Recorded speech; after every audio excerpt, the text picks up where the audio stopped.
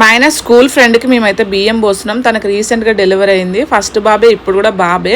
ఇంకా 21 days ఇవాళ function ఉంటుంది కదా, దానికి ఇన్వైట్ చేస్తే మేమైతే వచ్చినాం. వచ్చేలోపు వాళ్ళకైతే బియ్యం పోస్తున్నారు. మాకు కూడా బియ్యం పోయమని చెప్తే ఇంకా మేము కూడా బియ్యం అయితే పోసేసినాం. వీళ్ళ 21 days ఫంక్షన్ మొత్తం డిఫరెంట్గా ఉంది. అంటే నాకైతే కొత్తగా అనిపించింది. నా డెలివరీ టైంలో కానీ, నాకు పిల్లలు పుట్టిన టైంలో కానీ డైరెక్ట్ బేబీని తీసుకో ఉయ్యాల లేచేటోళ్ళం. కానీ ఇక్కడ అట్లా కాదంట. అందరు కొంగులు ఉంటాయి కదా, అవన్నీ ఒక దగ్గరికి పెట్టి ఉయ్యాలలాగా చేసి ఫస్ట్ బేబీని ఈ కొంగులలో ఊపిన తర్వాత ఉయ్యాలలో వేస్తారంట. నేనైతే కొత్తగా చూస్తున్నా ఈ ప్రాసెస్ మొత్తం. నా డెలివరీ టైంలో ఇట్లా కాలేదు. మీకు ఎవరికైనా తెలిస్తే కింద అయితే కామెంట్ చేయండి. నాకేమో భయం అవుతుంది, బేబీ ఎక్కడ కింద పడిపోతుందేమో అని. నేను చీర కూడా కట్టుకోలేను. నీ చున్నీ ఉంది కదా, దాంతో మేనేజ్ చేయమంటే ఇంకా చున్నీతోనే మేనేజ్ అయితే చేసేసినాను. ఇంకా ఎంత మంచిగా పడుకుండో వాడైతే. నా పిల్లలు కూడా అంతే, 1 month 2 months వరకు మంచిగా పడుకునేటోళ్ళు. ఆ తర్వాత చుక్కలు చూపించారు. పాటలు కూడా వాడమన్నారు. మాకేమో పాటలు రాలేవు. అందరు ముఖాలు చూసుకొని ఇంకా ఆ తర్వాత ఇంకా ఉయ్యాలలో అయితే వేసినాము. ఇంకా ఉయ్యాలలో కూడా చెనగ లేచి బేబీని పడుకోబెడతారంట.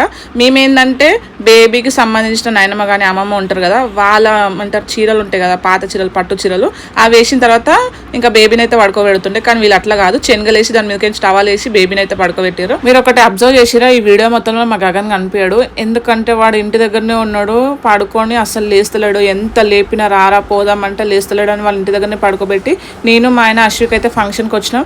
కానీ మా అశ్విక్ని మాత్రం ఏడుకు తీసుకోవద్దు, ఒకటే అల్లరి చేస్తాడు. ఫంక్షన్ మొత్తం ఒక్కటి చేసి ఒక్కటే తిరుక్కుంటూ ఒకటే ఆట పెట్టిండు. ఇంకా బేబీతో కొంచెం సేపు ఆడుకొని తినేసి మేమైతే ఇంటికైతే వచ్చేసినాం.